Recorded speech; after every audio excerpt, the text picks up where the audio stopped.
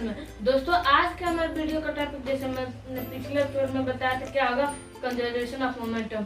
तो वीडियो शुरू करने से पहले मैं चाहूंगा कि अगर आपने हमारे चैनल को सब्सक्राइब नहीं किया है तो जरूर कर दें और लाइक बटन को प्लीज दबा दें और ज़्यादा से ज़्यादा इसे शेयर करें। तो चलिए बिना टाइम वेस्ट किए हम अपना टॉपिक शुरू करते हैं। तो हमारा टॉपिक क्या है, law of conservation of momentum. तो इसे पढ़ने से पहले आप अपने मोमेंटम को रिकॉल करें। मोमेंटम में क्या होता है, मास इंटू वेलोसिटी, यानी P = m × v होता है।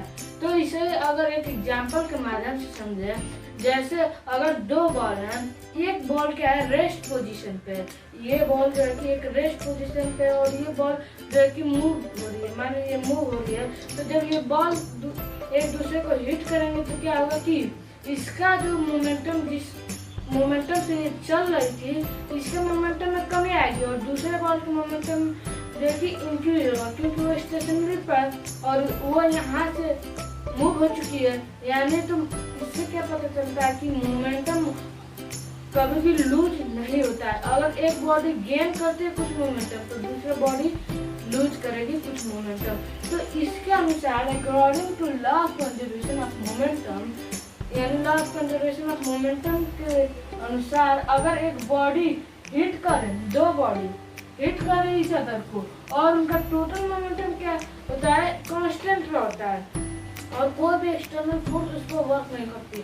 बस क्या होता है कि एक बॉडी का कुछ मोमेंटम दूसरे बॉडी में चला जाता है, जो जिसकी वजह से ये जो बॉडी हिट की है, जो ये बॉल हिट की है दूसरे बॉल को, तो इसका मोमेंटम में कमी आई, लेकिन दूसरे बॉल का मोमेंटम इंक्रीज हो गई। तो मोमेंटम कहीं भी लूज नहीं हुआ है। तो इससे क्या टॉपिक हमारा कंजर्वेशन ऑफ मोमेंटम आपको समझ में आया। अब हम पढ़ते हैं law of conservation of momentum.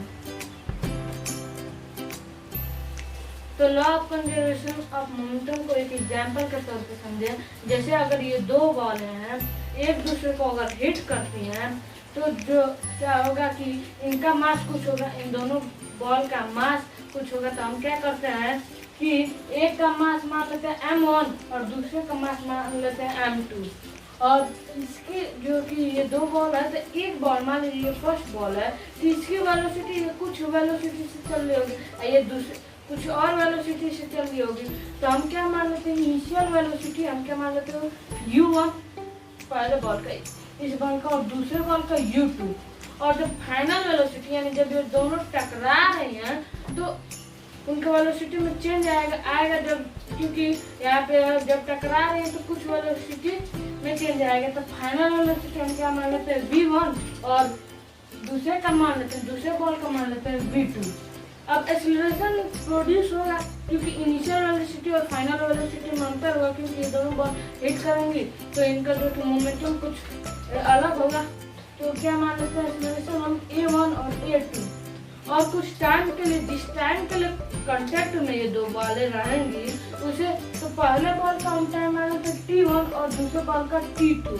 तो t1 = t2 हो गया, टाइम फर्स्ट बॉल का टाइम होगा सेकेंड बॉल का टाइम के इक्वल क्यों, एक बॉल, ये दोनों बॉल एक सेम समय के लिए कांटेक्ट में रहेंगे। मान लीजिए बॉल हिट कर रही है तो सेम टाइम में कांटेक्ट में रहेंगे, तो t1 = t2 होगा। और फर्स्ट बॉल का जो फोर्स होगा वो नेगेटिव फोर्स सेकेंड बॉल के फोर्स के बराबर होगा, यानी F1 = क्या होगा, -F2 होगा। ये नोट करने वाली बात है।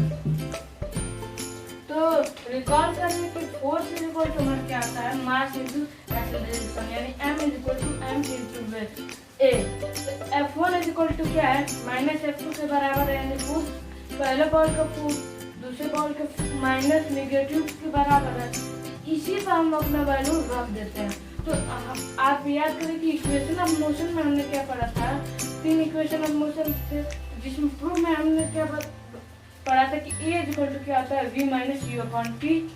इसे हम क्या करते हैं, इस यहाँ वैल्यू पर रख देते हैं, यानी फोर्स, तो यहाँ पे हम वैल्यू रख देंगे क्योंकि फोर्स 1 माइनस फोर्स 2 माइनस ये नेगेटिव के बराबर है। यानी हम क्या कर देते हैं कि यहाँ पे मास इंटू एक्सीलरेशन का वैल्यू रख देते हैं, यानी m × a जो है इसे यहाँ पे रख देते हैं। तो हमने क्या माना था, पहले बॉल का मास m1 और उसका जो एक्सेलरेशन क्या था v1 minus u1 upon t, जो कि हमें इक्वेशन ऑफ मोशन से डिराइव होता है v minus u upon t is equal to क्या है हमारा माइनस m2, यानी दूसरे बॉल के मास के निगेटिव, यानी m इंटू ए है तो फोर्स जो है कि निगेटिव है, तो इसे हम यहाँ पे निगेटिव में वैल्यू रखते हैं।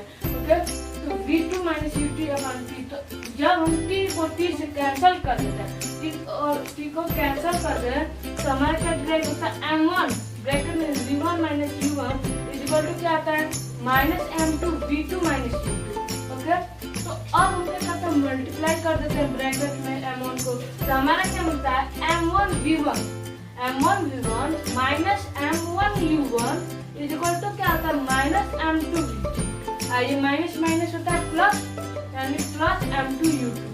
तो इसे क्या करते हैं, ये जो वैल्यू है इससे इधर निगेटिव में इधर आएगा तो प्लस में होगा, लेफ्ट हैंड साइड में आएगा तो प्लस में होगा, और ये इधर निगेटिव में तो राइट हैंड साइड में जाएगा तो प्लस में होगा, यानी m1 v1 plus m2 v2 is equal to क्या है m2 u2 plus m1 v1।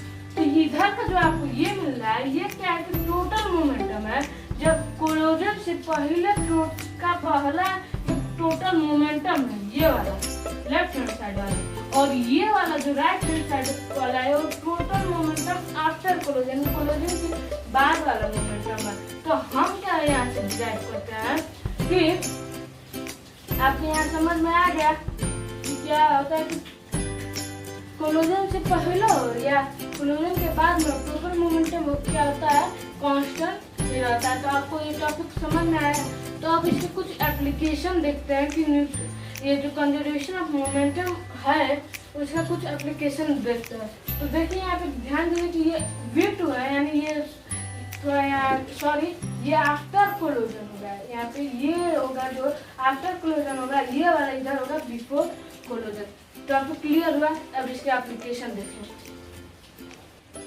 तो अब इसके कुछ एप्लीकेशन देखेंगे कंजर्वेशन ऑफ मोमेंटम का। एक एग्जांपल लीजिए, जैसे मैंने बताया था गन, जो कि एक बुलेट से गन फायर हो रही है, सॉरी एक गन से एक बुलेट फायर हो रही है, तो इसको क्या है कि आप जानते हैं कंजर्वेशन ऑफ मोमेंटम जो कि टोटली बेस्ड है न्यूटन के थर्ड लॉ ऑफ मोशन में, जिसमें इक्वल फोर्स लगता है जो कि एक्शन रिएक्शन होता है। तो इसी पर आपका कंजर्वेशन ऑफ मोमेंटम भी law of conservation of momentum भी निकलता है।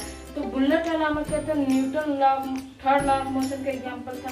तो उस पर देखिए जैसे कि जो फोर्स बुलेट से यानी जब फायर कर रहे हैं गन से, तो फोर्स जो होगा बुलेट का इक्वल टू क्या होगा मास ऑफ बुलेट, यानी इसका मास होगा बुलेट का इनटू वेलोसिटी ऑफ बुलेट, जो कि वेलोसिटी जिस वेलोसिटी से वो जा रही है एक स्पेसिफिक डायरेक्शन में। और यानी जब जो है कि गन जो पीछे का धक्का खाती है, यानी फोर्स ऑफ रिकॉइल गन, यानी जो पीछे का धक्का खाती है तो उसे रिकॉइल कहता है। तो फोर्स ऑफ रिकॉइल गन क्या होगा इक्वल टू होगा मास ऑफ द गन, जो मास होगा गन का इनटू रिकॉइल वेलोसिटी, जो जिस वेलोसिटी से वो पीछे हटती है गन वो होगा। तो जैसे अगर कंजर्वेशन ऑफ मोमेंटम के आधार पर इसे रखे तो मोमेंटम ऑफ बुलेट क्या होगा इक्वल टू होगा मोमेंटम ऑफ गन। तो इससे हमें क्या डिराइव हो जाता है कि mass into velocity of the, जो बुलेट का मास और वेलोसिटी होगा इक्वल टू होगा गन के मास और वेलोसिटी इक्वल। तो आपको ये एप्लीकेशन समझ में आया कि ये कंजर्वेशन ऑफ मोमेंटम का आपको एप्लीकेशन समझ में आया।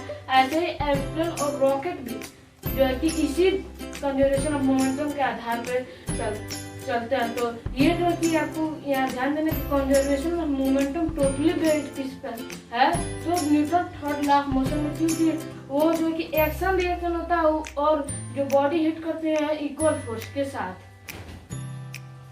तो अब हमारा ये चैप्टर टोटली खत्म हो गया। अब हम मिलेंगे नेक्स्ट चैप्टर के साथ एक नए वीडियो के साथ।